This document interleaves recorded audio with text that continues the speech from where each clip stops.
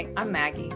I'm a licensed clinical psychotherapist. I have degrees in psychology, theology, and marriage and family therapy, and a national certification in dialectical behavioral therapy. In this video, I'm not seeking to diagnose anyone. I'm only willing to offer insight into situations like these.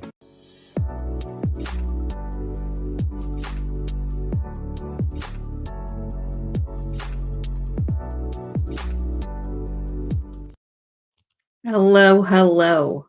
Welcome to the last episode of Shadow Work Wednesday. So what you just saw is the new intro to what we're going to start doing on Wednesdays, which is pivot points. So that's why those definitions were in the introductions. So let's say hello to some folks. All right. Hi, Adrian, you're first. Yay. He says, let's go. Hi, Nina. Thank you for being here.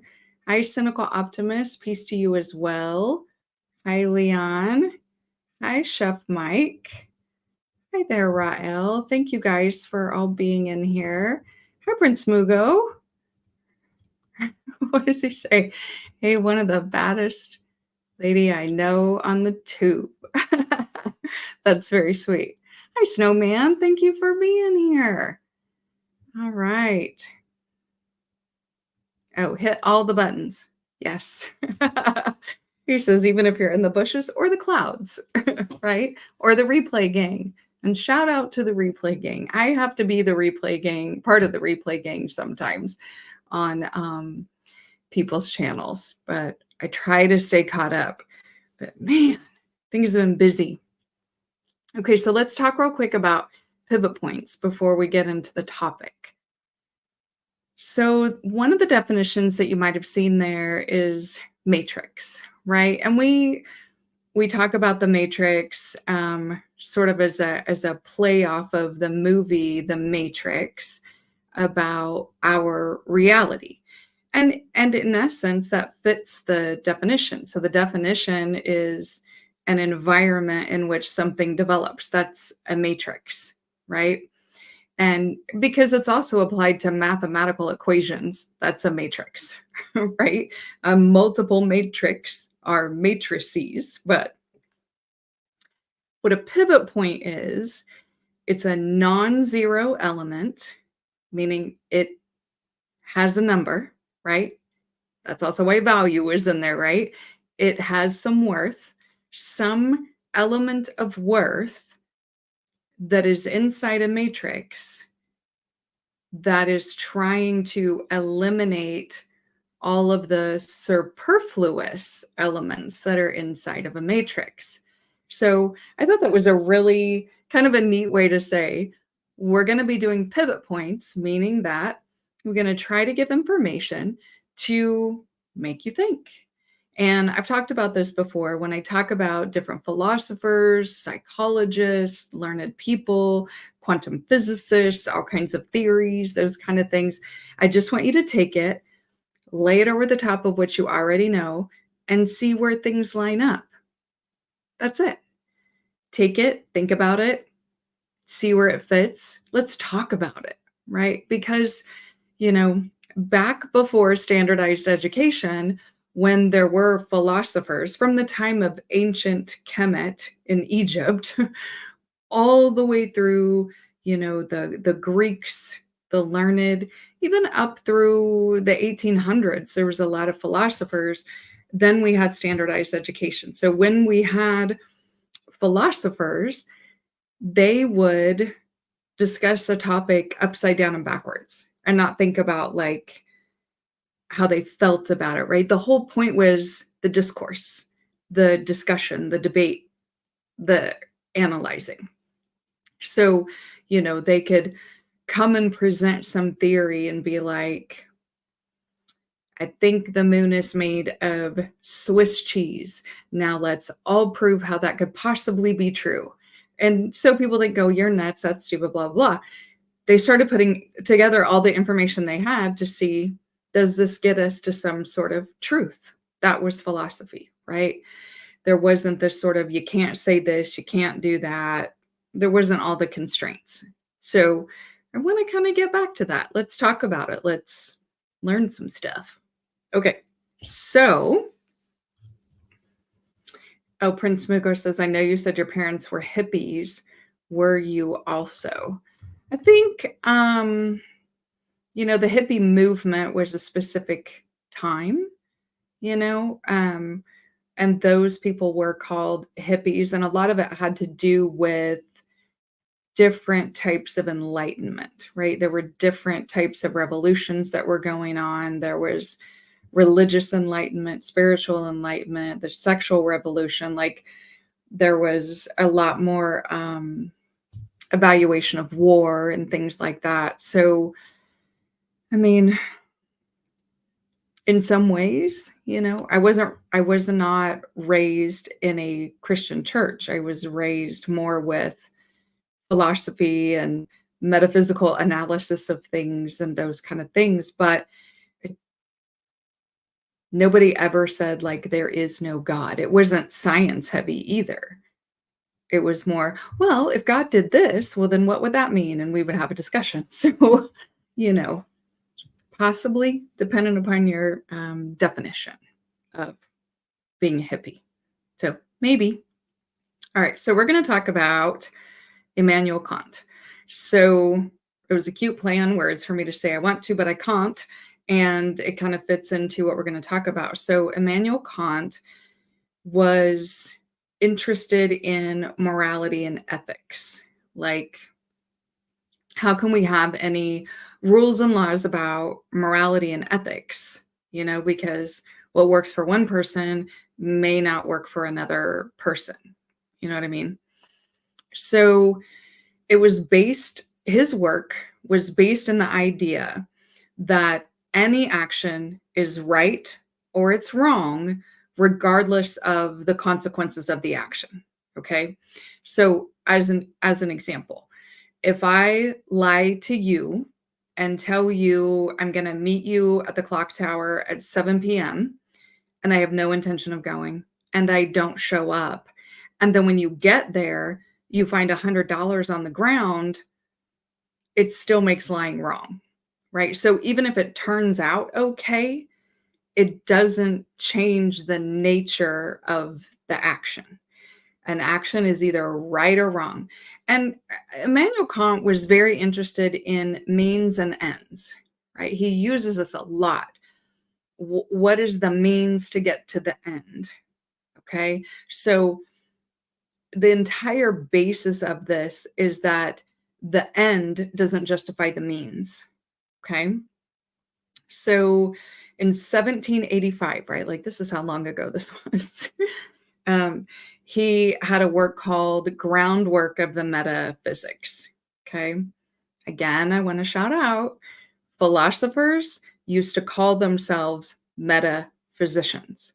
And they were scientists and mathematicians and psychoanalysts and metaphysicians and spiritualists. And they were all the things, right? The metaphysicians studied philosophy, right? The nature of existence, essentially. Okay. So, as an example, if you guys ever are interested, Pythagoras of, the famous Pythagoras theorem, who contributed so much to math, had a lot of theories about nature and the nature of existence because he was a metaphysician. Okay. So again, that's one of those things where you overlap. Do you just take the math and you leave the other? How are you eating the fish and leaving the bones kind of thing? And possibly if he was brilliant about math, he might be brilliant about some other things too. Okay. So 1785, Immanuel Kant wrote Groundwork of Metaphysics of Morals.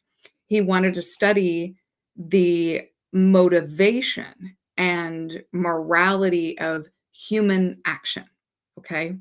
Now let's remember he was a bit of a transcendentalist. He was pretty early, but it was a lot of what based his thinking was that people needed morality to kind of govern their own behavior, but that everybody needed to be free to do what they needed to do, okay, in their journey.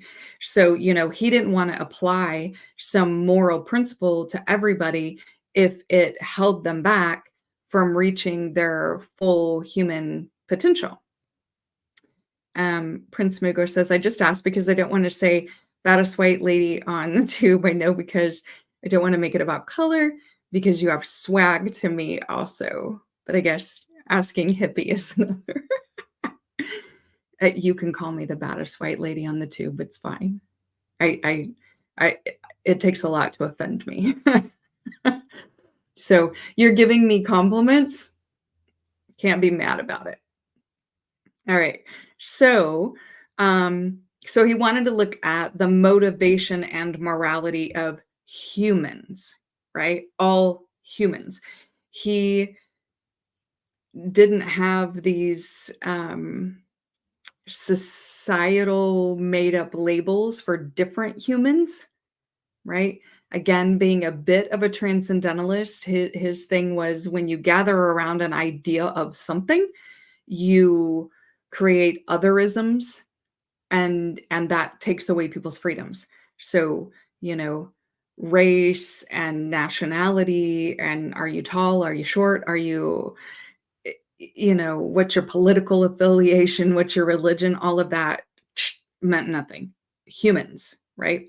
So he was not a fan of hypothetical imperatives, which are where a person acts in a way to get a certain outcome, right? Means to an end. He's not a fan of means to an end. Okay. Now it's difficult because he wanted categorical imperatives. He wanted universal moral laws. What is the truth? When we try to find the most basic moral laws that every human being can follow, how do we find those, right? Without taking away people's freedom to reach their full potential. And whenever they and I say freedom to reach their full potential, the underlying thought to that is that human beings are generally positive in nature. Not, I want to reach my full human potential of being the best serial killer in the world. Like they would consider that non-human or inhuman.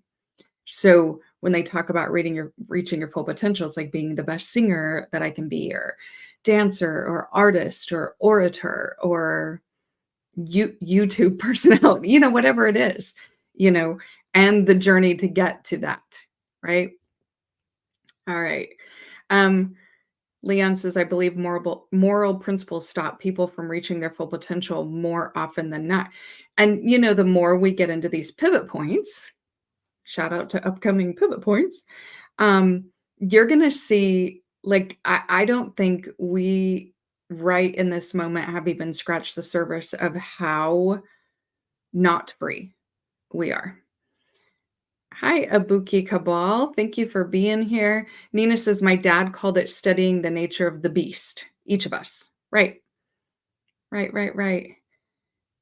Your dad also talked about studying his navel, which was great. Staring at your belly button. I think that's what he called it.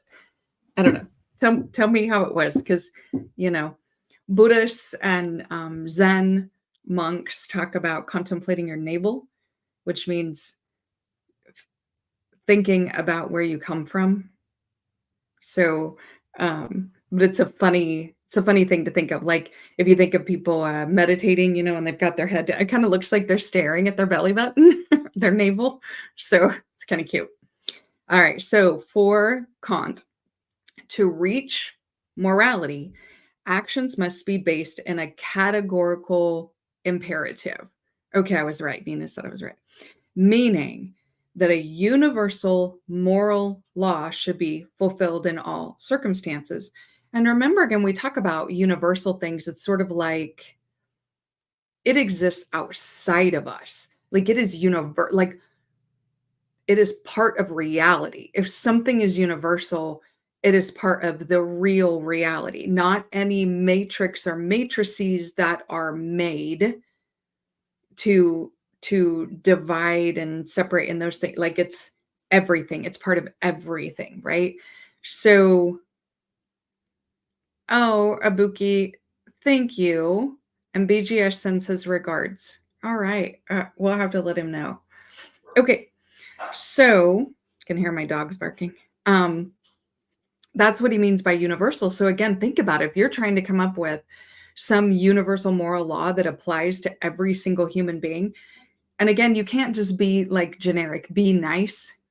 Because haven't you ever, like, sometimes you think you're being nice and people take it a certain way, or actually your intention was good, but then what you did, remember, it means to an end. And so it's like, what is the categorical imperative, right? So example, I tell the truth, which I believe I should, and I believe that it could be a universal moral law. Like, everybody has to tell the truth all the time. Wouldn't life be simpler if people just told the truth, the whole truth, nothing but the truth? Now, they don't have to do it in a mean way. There's always those people who are like, I'm really honest, but what they are is really harsh. They may be telling the truth, they're telling their version or their perception of the truth, but they're harsh when they say it. I'm not talking about that, you know, but being honest, right? Isn't that a part of authenticity? So this imperative requires us to act in ways that can be acceptable to all rational beings as reasonable. That's how he said something becomes a categorical imperative. Again, it requires us to act in ways that can be acceptable to all rational beings as reasonable. Okay. So that's how we get to those morally categorical imperatives. Notes again. I always got them. So there are two components of the categorical imperative, right? The two big components. One, it's universal, right? And we've talked about that, the universality of the categorical imperative, which means any action must be based on principles that can be universally applied and accepted. Okay. Which I'm all through here, I'm using lying as an example. So let me know if you don't follow, or if you don't, still thinking about it, or I'm not sure about that. The other component of a categorical imperative means it needs to contain respect. Okay.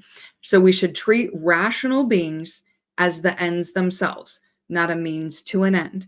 Like, I'm not going to say something is a categorical imperative because it's something I want, right? Like, I believe all people should buy women who wear blue glasses 6 dozen roses every Thursday, right? Like, I'm fine with that. I'll buy myself 6 dozen roses every Thursday, but I can't apply it to other people to get something out of them. I can't say, well, being honest should be a categorical imperative because I want people to tell me the truth. That's not respecting other people, right? I need to take other people into consideration and how it will affect them before I say something can be a categorical imperative. Ra'el says it takes maturity to accept truth. People say the truth hurts while saying, tell me the truth. Yeah. Those are the same things. Just because it hurts doesn't mean it's wrong or bad. Pain is just information, right? Just because something hurts doesn't mean it's bad. Okay. So how do we use this in practice? This categorical imperative. So any action or moral question that you have should be judged on its universal applicability, which is another way of saying, is it universal and is it respectful? Okay. So you ask yourself, would I be okay with everyone doing this particular action all the time? Again, if it's universal, it's everybody all the time, right? So in doing that, is it respectful to all people? And does it attempt to overrule anyone's personal will? That one's a little more difficult, right? Because we say, well, I want to lie. So Isn't it overruling my personal will because I want or I don't want to be truthful in this situation? But will is a little bit different than want, right? Will is connected to your journey, your self-determination towards your fullest potential. So, would this action in any way hold somebody back from reaching their full potential? Right? Leanne says, I would get bored, but I would be okay. Yeah. I mean, would it really be boring? Because, oh my gosh, if everybody was honest, can you imagine the things that would be said? And also, being honest doesn't always mean you have to tell everybody everything that's inside your brain at all times. But if somebody asks you a question, you're honest, right? You can keep things to yourself. And in that way, it doesn't overrule someone else's personal will. Okay. Lastly, does it ensure that does it ensure all involved people's personal welfare? Right? Like, if I want to make something a categorical imperative, but it harms someone else or has the potential to harm someone else, and I'm saying harm, not that it's painful or it's uncomfortable, but if it harms someone, it can't be universal because universal applies to everybody, right? Many times a person's truth is the lies they tell themselves. Yes, right? So wouldn't questions have to become a lot more clear, right? I mean, think about what's that question women always ask men, does this dress make me look fat? Well, the honest and truthful answer to that is I don't know, but my opinion is, right? Because you can't say how everyone else would see this woman, right? Maybe you think she does look fat in that dress and she really needs to know it so she doesn't go out in public in it, right? Change your clothes, put on the other dress that you get compliments. But other people may be like, wow, she looks great. She's fantastic. Questions would have to be a lot more clear. Answering would take a lot more thought. And man, don't we wish people would think a lot more before they answer things? You know what I mean? Leon says, LOL, let's check how you look on television.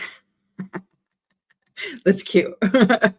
Okay, Chef Mike says, no, your fat makes you look fat. The dress is fine, Chef Mike. You could say that, you know. Does this dress make me look fat? Yes, the dress itself makes you look fat. Or it's not the dress's fault. The dress is not flattering. That's not a good cut on you. You can be honest. Okay. So when we evaluate our actions in this way, Kant promoted using rationality rather than feelings. Okay. And I'm not saying rationalizing, meaning I can always figure out some way in which I'm still having good intentions, right? Because we got to go back to means to an end. Your intentions do not matter in a categorical imperative, right? This is a universal law. Okay. So staying rational, this is a universal law. Autonomy would have to be inherent in taking responsibility for your own choices and the things that you say. We have to have some autonomy in that, but there has to be responsibility for our own choices, and that all people should be treated with equal respect and dignity. Remember, back to respect and universality, right? If we're going to make things universal, that means that I have to treat people also in a universal way, regardless of how I'm treated back. Again, means to an end. Each sentient, sovereign person is on a journey towards their fullest potential. So if somebody mistreats me, it's about where they are in their journey on their way to their fullest potential. It has nothing to do with how close I think they are to it, whether I think I'm ahead of them, or they could be around the corner from it. that one bad day was the last thing that they had to go through. Like, how would you even know? Right? So it creates this sort of social contract for I am just going to continue to operate in this way. Okay. Right. Oh, Chef Mike, I like that. Um, Universal law, defraud no one. I like that. It's a good one.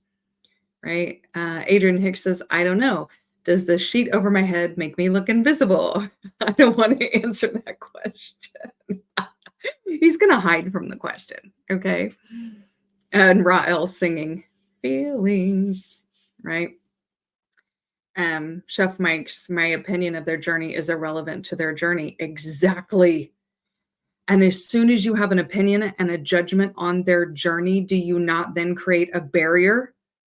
Right? This is when I say things like, I said this in response to somebody tagged me in something earlier today. And what I said was, every you should is another bar in the jail cell in your mind. So as soon as I come from a place of superiority or judgment on what somebody else has got going on and the choices that they're making and the actions that they have, I'm putting another bar in their jail cell. Now, am I going to have an opinion on if someone is harming others, right? Because now we're getting back into categorical imperatives, right? So when you harm others, then that social contracts means I may need to intervene. Okay. Hopefully that makes sense. All right. Kant said, will, remember, and we're talking about like free will, right? So my will cannot truly be free because it would cause chaos. That's why he said we have to have a moral imperative. Like that is the guide rails. They're not bars. They're not barriers. It's a bit of guide rails. Okay. We don't want the purge, right? Kant, 1785. He's like, bro, we don't want the purge. He said the will has to have some underlying universal imperatives. He was not a determinist, right? Which determinists say there's no free will. Your fate is predetermined and you live the life according to the map that was handed to you and decided, right? Determinists say, like there is no will. That one thing just causes another. From the point in time you're in your mother's womb and the type of hormones or emotional chemicals she was producing, your genetics, DNA, how everything was on the first day, the 50th day, the 3000th day, all just is cause and effect. It's predetermined, right? Chef Mike says, every you should is a bar to a barrier in my mind. Oh, thank you, Chef Mike. I'm glad that you liked that. Okay. So Kant was saying to actually be free, right? To have free will, we have to have some guardrails. Again, not just for me, but for everyone, right? As a social contract. Okay. He said our freest will is when we ask ourselves, what should I do? That is the moment that we are exerting our freest will because we're giving ourselves that moment to ponder and consider all of our options. And don't we wish more people would do that? Again, stop and think, what should I do before they act, right? We then find our moral responsibility as we consider the possible outcomes. So when I say, what should I do? I'm looking at the ends, right? Not just the means to an end. How is this choice going to play out? How is this choice going to play out? How is this choice going to play out? And do I harm anybody or put any barriers in front of anybody in any way while I'm considering what should I do? Right? So we feel that moral responsibility to ourselves and others. Everybody wants our own self-actualization, right? The ability to reach our fullest potential. Okay. So we have to make our action also universal, right? So for me to be free to self actualize, I have to ensure that everyone, all people, all the time are free to self actualize. Okay. In other words, if I'm putting, if myself or anybody else is putting barriers around other people to keep them from self-actualizing, it inherently puts bars around me because we can't move in this symbiotic, free flowing movement towards everybody just being the best that they can be if other people are constrained. So again, that's moral responsibility that if this is how you want to be and you want to have these beliefs and values and have a moral imperative that you abide by, then you have to do everything that you can within your power to ensure that everyone around you and everybody that you interact with also has the same amount of freedom that you have. Okay. Leon says, I have some real questions about that. Is it what I can do for power versus what I must do when weak? What Kant would say is you have to decide if you're placing value in power, right? Which then would inherently say that weak has less or no value, right? So you're coming from a place of deciding what is superior, okay? It may be that being weak is a step that is a necessary, imperative step that you have to go through to get to your fullest potential. And maybe you have to do it 10 times. You have to go through these moments of weakness. If you judge yourself, like we're trying not to do other people when they're on their journey, you literally place a barrier, right? So just because society or somebody else said power is good, which for power to be in the hands of people means that other people don't have power. So they have bars, right? We have personal power, we have intrinsic power, we have the power of free will, and we have power over ourselves and our actions and our thoughts and our words. And that's where we have power. We have power to influence for good or for evil, but inherently judging power or weakness, that's like you got to back up, right? And in that way, if we look at it as a necessary step, there is a ton of power in weakness, right? As an example, it would be very difficult for me to see patients in my practice if I literally never experienced anxiety or depression or mood swings or having a down day, or if I literally had no frame of reference for what it means to be super duper sad or going through a bad breakup, or if I just had no frame of reference, how how joined are we going to be? How trustworthy am I going to be if you want to come talk to me about being very depressed, right? Like it would be difficult. So having gone through bad days or feeling depressed or bad breakups or all these things that I would, other people may judge in themselves, or I may have been tempted to judge in myself as being bad.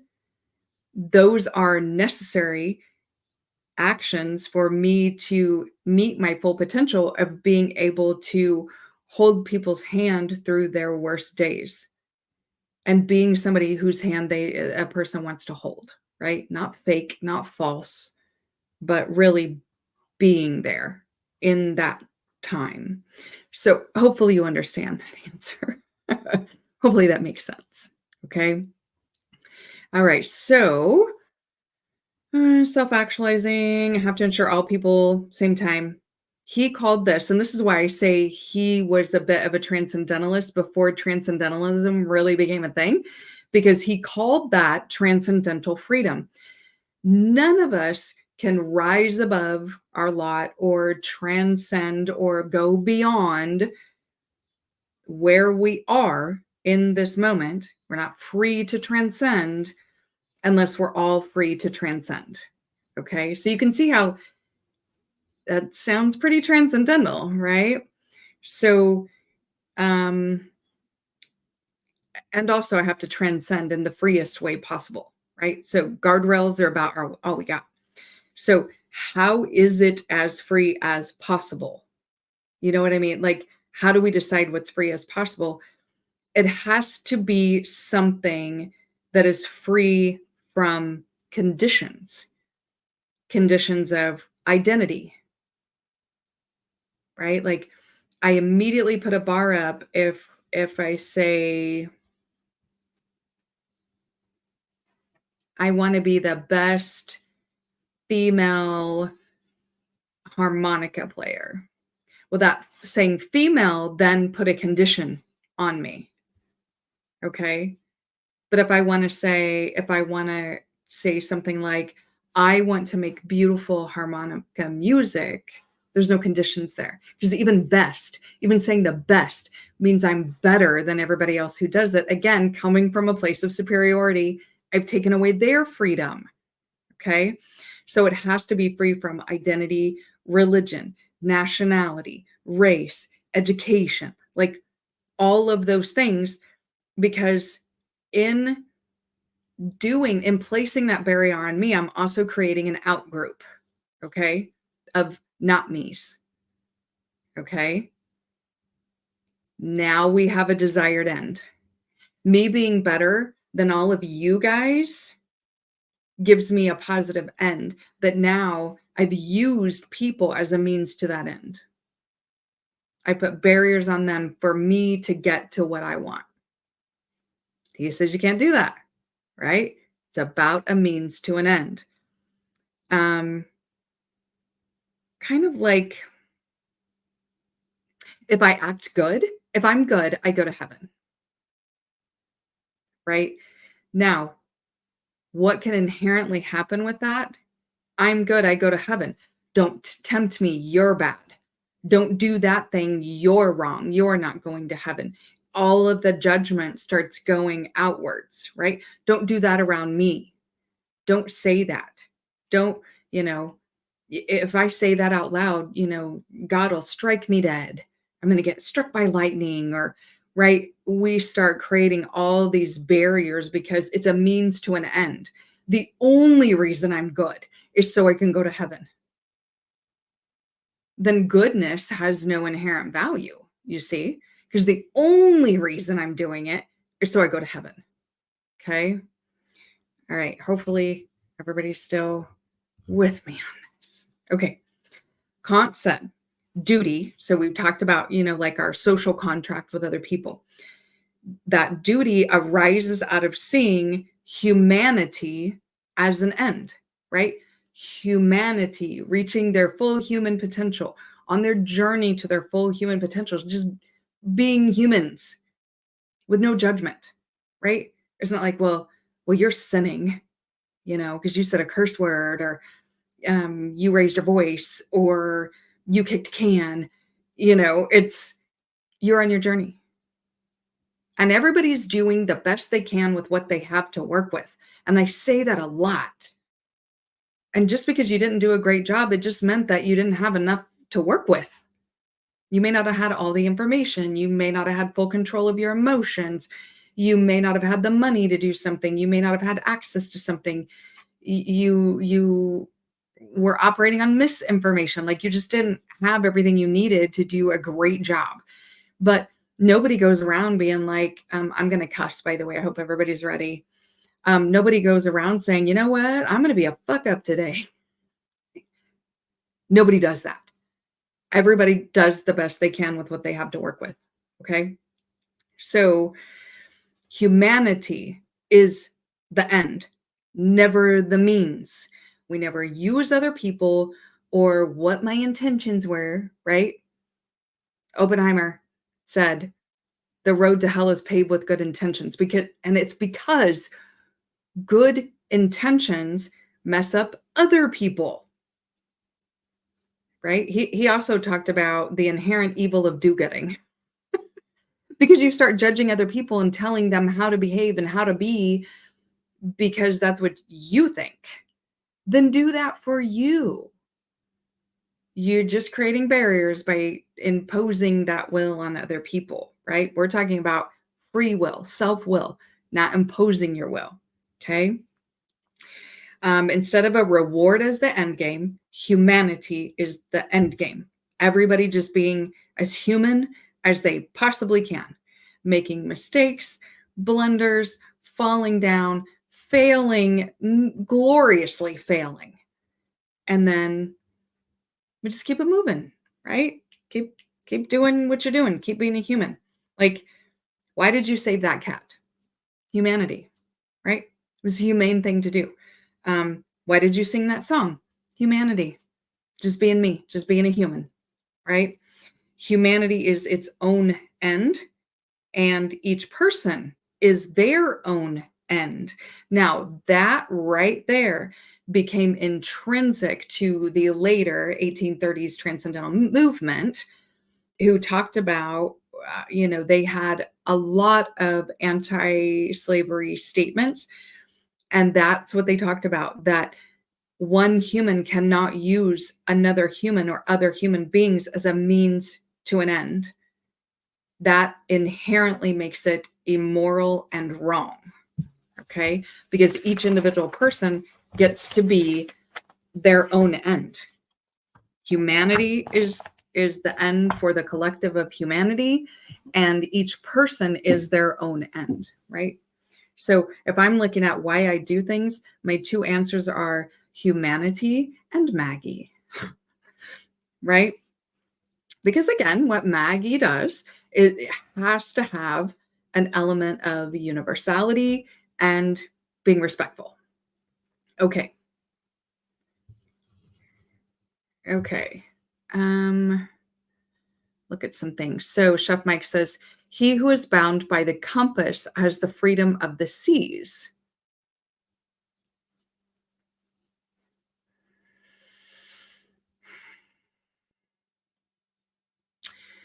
What I'm initially thinking is that that statement could apply if we look at the compass as the sort of universal guardrails, right?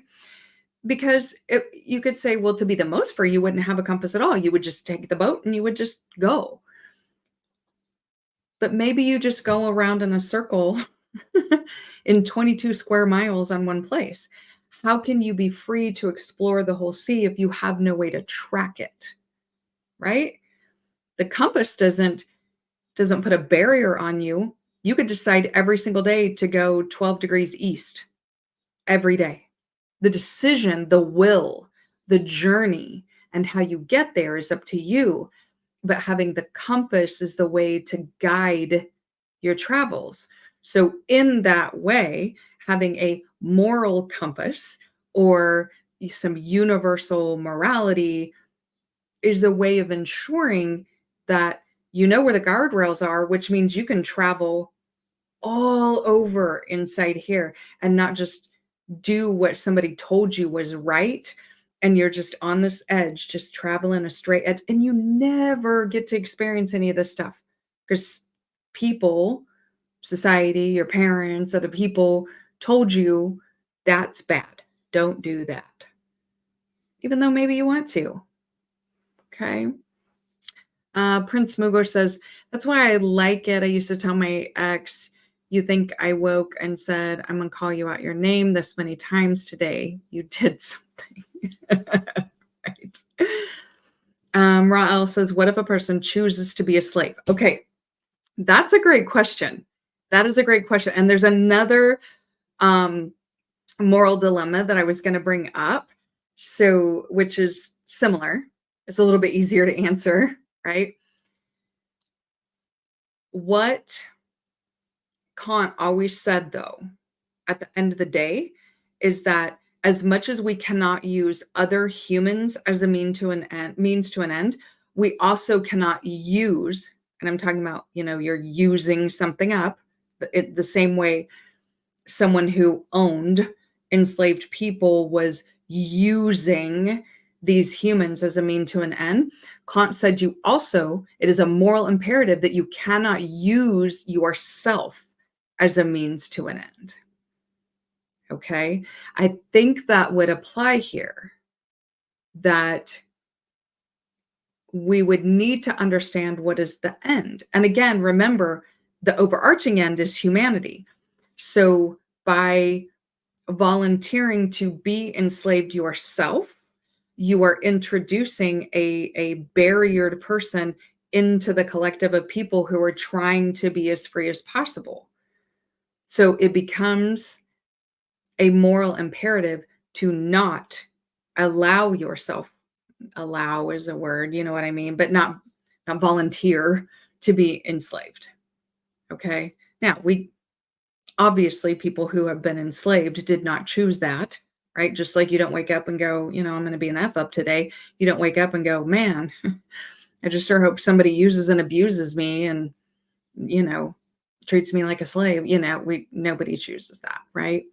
But I think if we apply, like, humanity is the end, each person is their own end, and we're looking at an entire humanity as a matrix, as a system, we can't introduce somebody who has taken away their own freedom into that system and the system remain free. Gosh, man, you made me get deep, Ryle. Chef Mike says that compass is the guardrail. Exactly. Oh, okay. I'm glad we thought the same on that. Chef Mike says, wouldn't you use someone else as your master?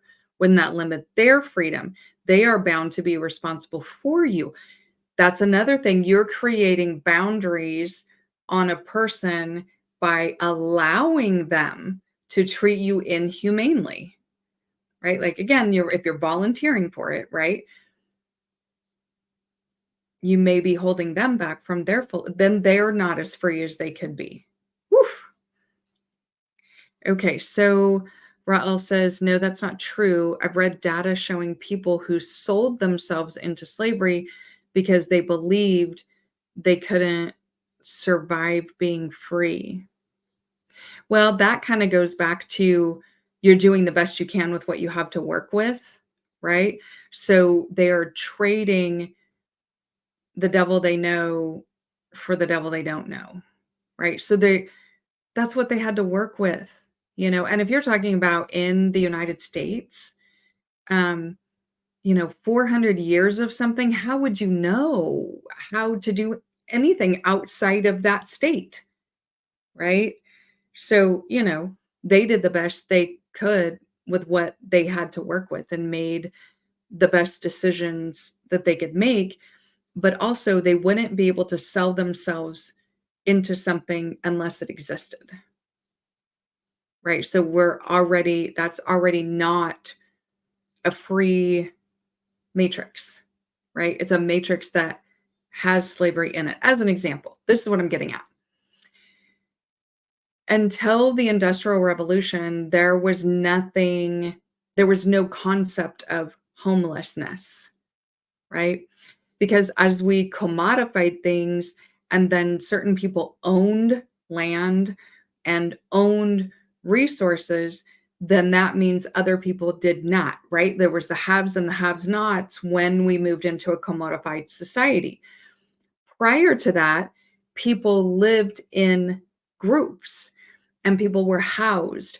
And for whatever reason, if you went off, or, as people moved away from their families to you just went to a land where other people weren't, and you got the resources and you built the house, right? So the commodified society created homelessness. So to me, it's kind of Rael says slaver is a universal concept too. Yeah, I mean, I can see that. When you trade freedom for security, by definition, you become a slave. Even some of the founding fathers had the notion there would be people who would sell themselves into slavery of all colors. I'm going to say something, and I am not being dismissive or belittling chattel slavery. I'm using the word selling yourself into slavery. Don't we all? Aren't we selling our freedom every single day? We have to go to work and we have to get the pieces of paper with the dead presidents on it, or we can't eat. We can't have our lights on. We can't wash our clothes, right? Like we have to buy a car and have a car payment to go to the work, and we have to have the job to pay the car payment to be able to go to the job. We sell our freedom and our ability to have the time and the resources and the attention to go on this journey of self-actualization. We're so busy using ourselves as a means to an end. Something to think about. Chef Mike says a great conversation. Thank you for saying that. This is the kind of stuff that we're going to be moving towards with having pivot points on Wednesday. Is we're going to have conversation. We're going to talk about a topic and go at it from a bunch of different angles. Okay. So interestingly, I have a couple notes here about enslavement. So now that we've gotten in the conversation, I can't remember what I wrote, but a slave owner or slave master may have said he has a moral right to own a person as a slave because, the Bible, the government, blah, blah, blah, blah, blah, right? So he may say he has the moral right, and he can even say, I think it should be a universal categorical imperative, right? But by asserting a property right on another person, it violates the categorical imperative because it denies the other person to be their own end. And again, we can't use ourselves as a means to an end.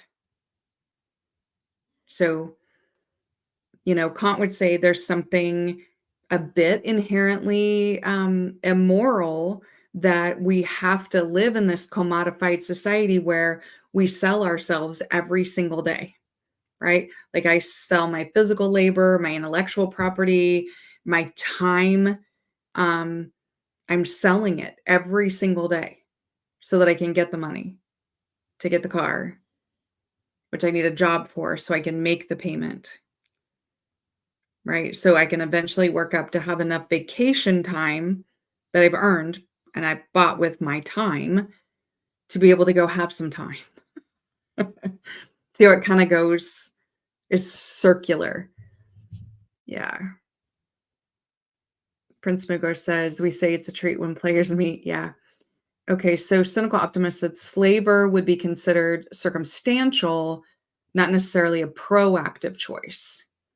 Chef Mike says, yeah, that's the matrix we live in, right? And we just talked about that. A matrix is an environment in which things develop, right? Could be good things, could be bad things. It's where stuff develops, right? Slavery is what cynical optimist was saying, right? Raul says, or we can live like the Amish.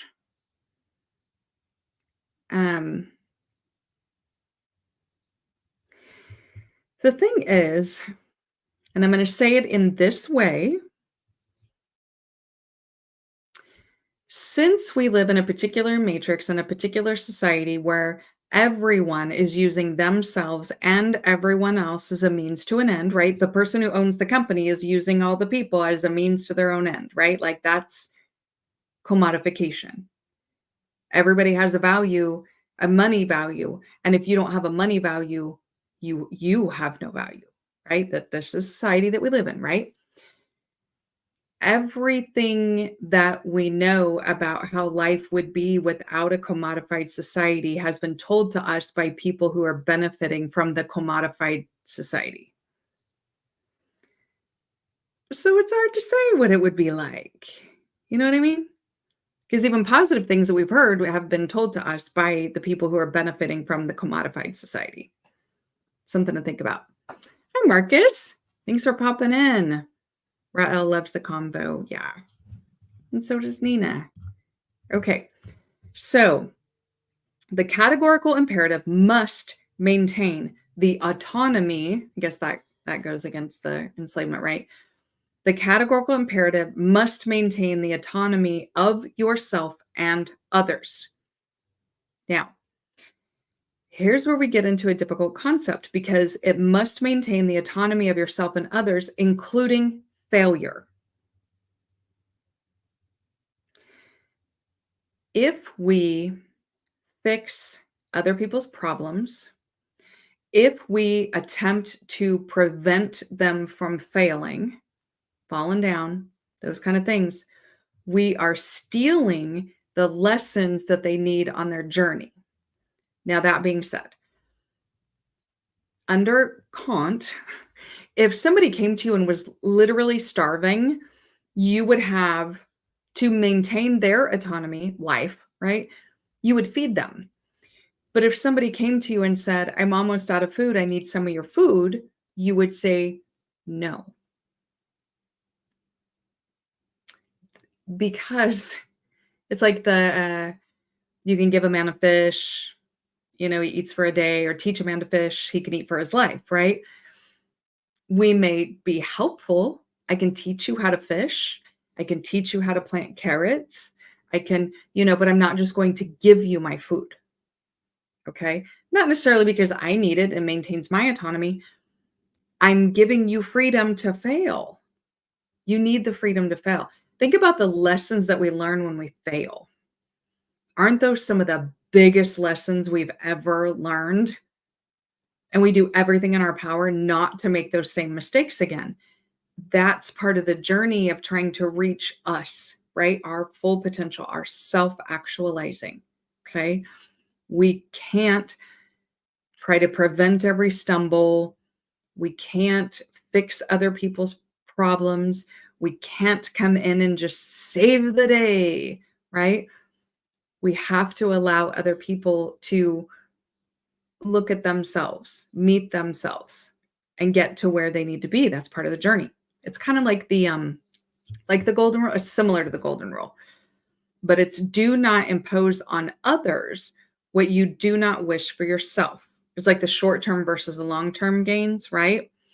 So in that example, if I'm about out of food and I go tell somebody, hey, I'm about out of food, I got to figure this out, and they hand me a basket of fish and slam the door in my face, not helpful. I mean, helpful in the short term, right? Short term versus long term gains. You see what I'm saying? So, how in the moment we may want somebody to come in and rescue us, we may want a hero to swoop in and save the day, but honestly, nobody is.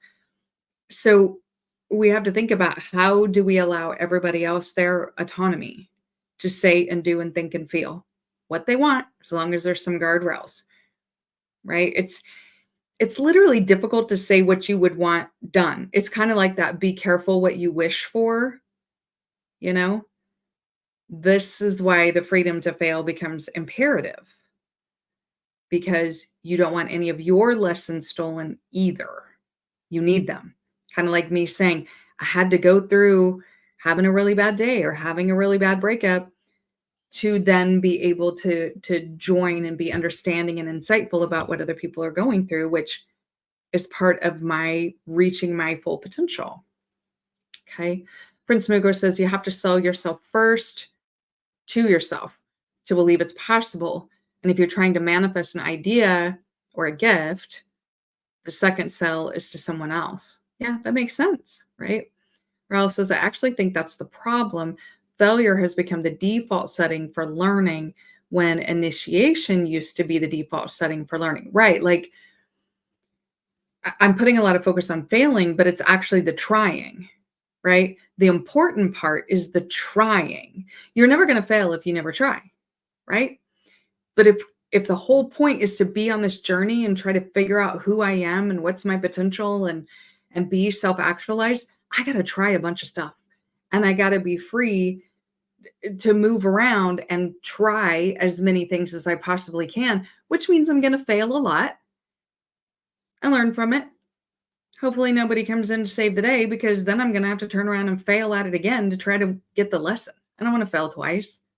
I don't want to fail more than I have to fail.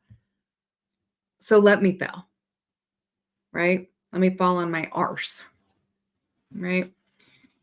Learning from failure has its place, Ryle says, but to be a success in life, you shouldn't have to learn from people who do nothing but fail. Failure, I'm certain aspects can teach you. Well, here's the thing. While we do learn from others, essentially the way humans learn is by modeling. Okay, so it's what they're modeling. But then when people lecture to us and tell us things, we take it as modeling until we find out that it doesn't even apply to them, right?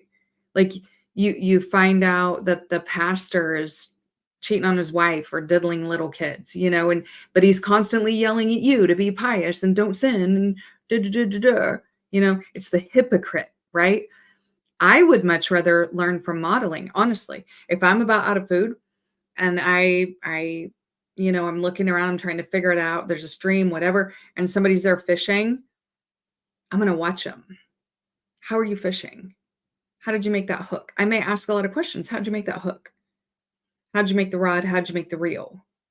What do you put on the hook? What do you do with the fish after you get it off? Then what do you do with the fish to be able to eat it? Right? And so then I'm going to model what I'm seeing. But if I solely base what I do based on what somebody tells me is right, humans are fallible, right? That's part of being human, because we fail, right? And because at any given moment, we're doing the best we can with what we have to work with. Why am I going to take what you tell me to do with my life when you're only doing the best you can with your life right now? And you don't know me the way I know me. Right? So that's why they say take advice with a grain. You know what I mean? Figure out what fits. You don't allow people to shame you for not listening to what everybody else is telling you. Okay, Rael says, I would rather learn from people who know how to do the things I want to do right than those who continuously do it wrong. For sure. I get that. As long as there's some place for mistakes, right? Because again, human beings make mistakes.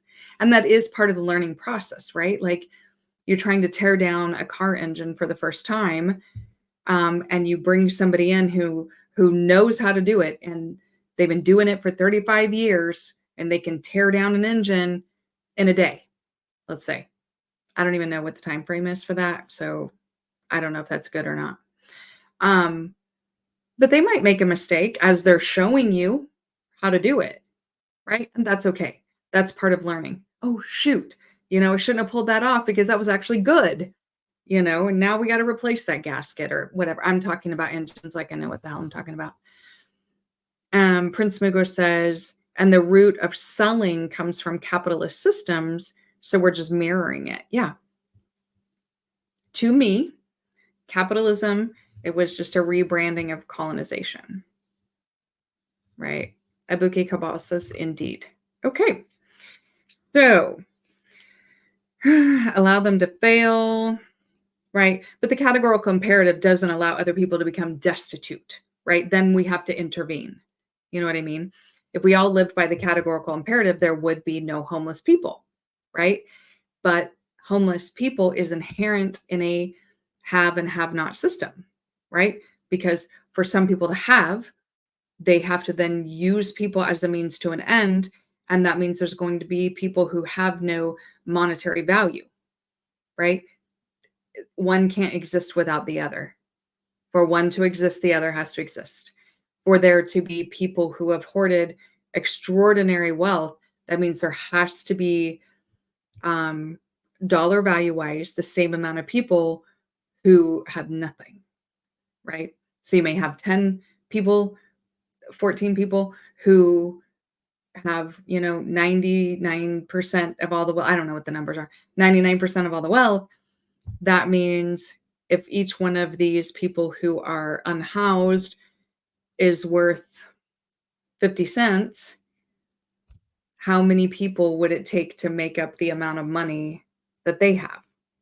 This is why, the middle class is sliding into the poverty class, into destitution, right? Because it's like everybody is sliding to the two ends because it has to maintain that that balance.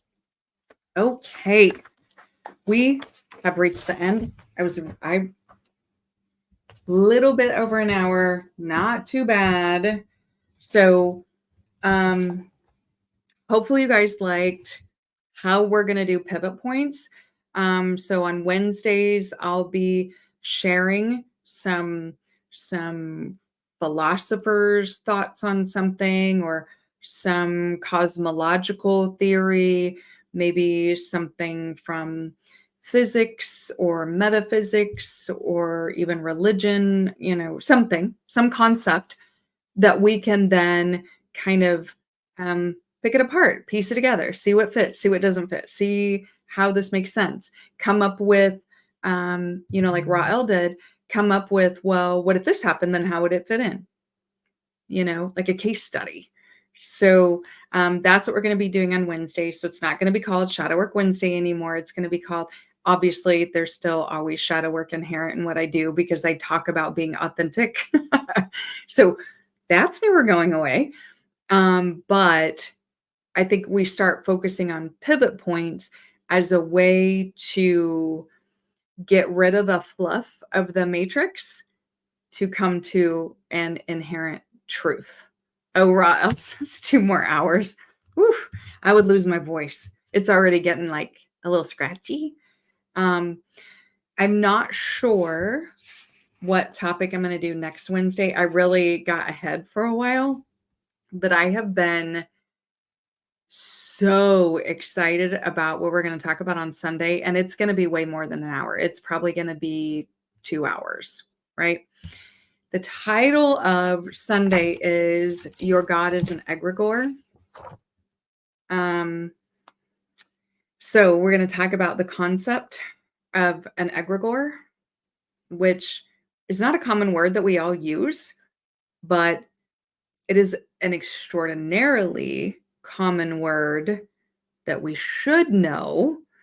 And it is an extraordinarily common concept that we should know. So there's a lot of information for me to give you guys about an egregore, and what it means, what it looks like, the history of, I have 4 typewritten pages so far because I had to make an outline to keep myself together.